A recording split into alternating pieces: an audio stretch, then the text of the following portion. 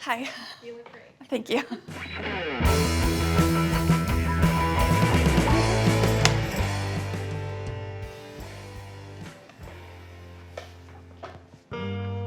I am grateful that I didn't end up leaving the industry entirely, just because I did have some interesting experiences leading up to Root.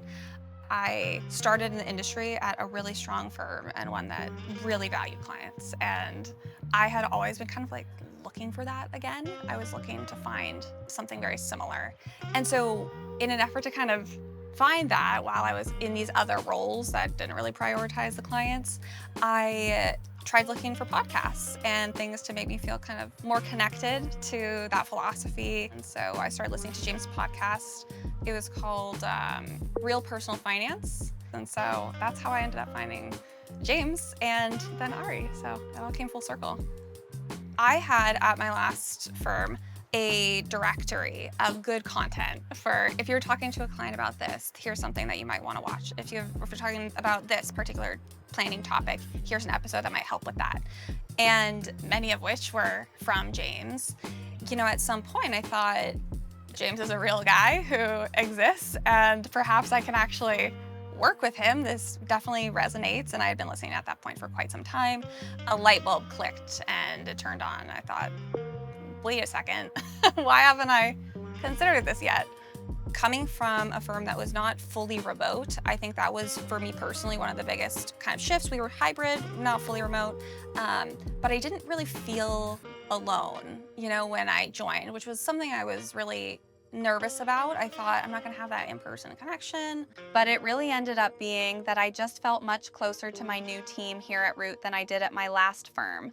And it is something that I continue to really enjoy.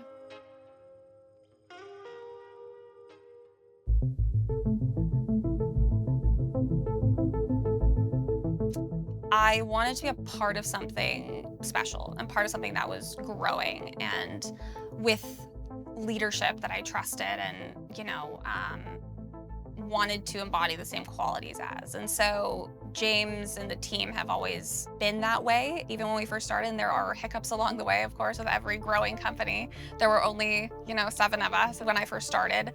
So although there were definitely points where it was tricky, it was a little bit uncomfortable because we didn't have certain tools or software processes in place, and I very much need that. The approach from the leadership and the team has always been one that is open-minded, very focused on improving those weaknesses, which I was more than happy to come in and try to help with. If there had been kind of resistance to creating those, that would have been a problem, but that was not the mindset of James or Ari or anybody here at the time. So I'm very grateful that they recognize that not everything's perfect, and if you could help fix it, great. Like, that'd be awesome. For me, being given permission by the leadership of a company that I really respected and was so happy to be a part of to really be myself, it really did give me a lot of confidence. Even my now fiance could see a difference in just how I kind of carry myself.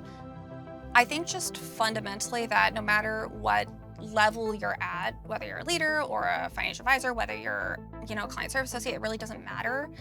Everybody's input and value or their opinion on things is something that I take really seriously to hear as much as possible. We aren't always going to be able to make everybody happy, but there's this tendency, I think, as you grow to not listen to as many people in your team. But I think that everybody has such valuable contributions and perspectives that do shape the decisions we make and the way that we build processes, support advisors. That could be extremely valid. And I think it makes Root.